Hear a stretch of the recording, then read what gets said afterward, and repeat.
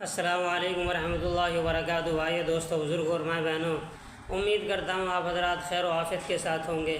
تو بھائی دوستوں، میں آپ کو عقیقہ کرنے کا صحیح طریقہ بتانے جا رہا ہوں کہ عقیقہ کرنے کا صحیح طریقہ کیا ہے۔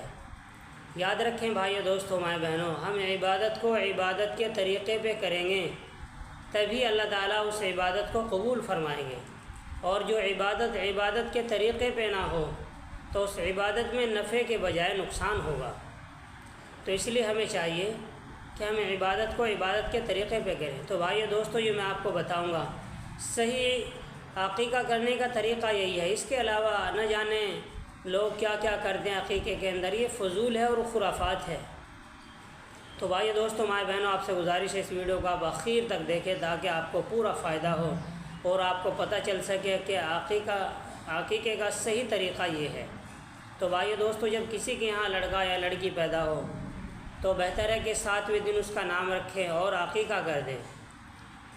عقیقہ کرنے سے فائدہ کیا ہوگا بھائی دوستو، یہ سمجھیں کہ عقیقہ کرنے سے فائدہ کیا ہوگا۔ یاد رکھیں، عقیقہ کرنے سے بچے کی الائے بلائے دور ہو جاتی ہیں اور بچہ بیماریوں سے محفوظ ہو جاتا ہے۔ یہ عقیقہ کرنے کا فائدہ ہے۔ بھائی دوستو، عقیقہ کرنے کا طریقہ یہ ہے کہ اگر لڑکے کا عقیقہ کر رہے ہیں تو 2 بکرے کریں یا 2 بکری کریں یا 2 بھیڑ کر دیں۔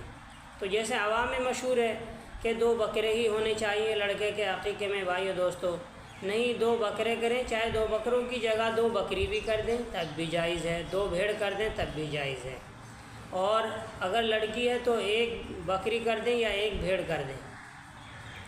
اسی طریقے سے بھائی دوستو، قربانی کے جانور میں بھی عقیقہ کیا جا سکتا ہے۔ اگر ہم قربانی کے جانور میں عقیقہ کر رہے ہیں تو لڑکے کا کر رہے ہیں تو 2 حصے لے لیں، لڑکی کا کر رہے ہیں تو 1 حصہ لے لیں۔ اور یاد رکھیں، قربانی کے ایک ہی جانور میں کچھ قربانی والے شامل ہیں اور کچھ عقیقے والے شامل ہیں، تو یہ بھی بھائی دوستو جائز ہے، درست ہے۔ اسی طریقے سے بھائی دوستو اور ماں بہنوں، جب ہم عقیقہ کریں تو اس ترتیب سے کریں کہ 7ویں دن عقیقہ کریں۔ اگر 7ویں دن نہ کر سکے تو اس ترتیب سے کریں کہ مثلاً بچہ جمعرات کو پیدا ہوا تو بدھ کے دن عقیقہ کریں، اس ترتیب سے اس کا یہ 7واں دن بیٹھے گا۔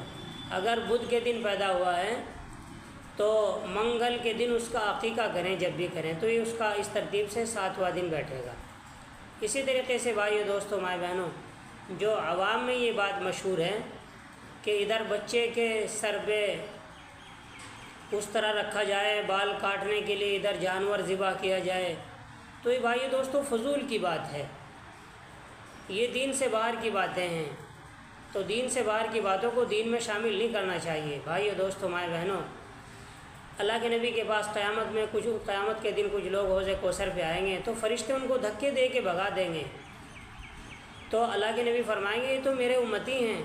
تو فرشتے کہیں گے یا رسول اللہ، آپ کے بعد ان لوگوں نے دین کے اندر وہ باتیں داخل کر دی تھی جو دین میں نہیں ہے۔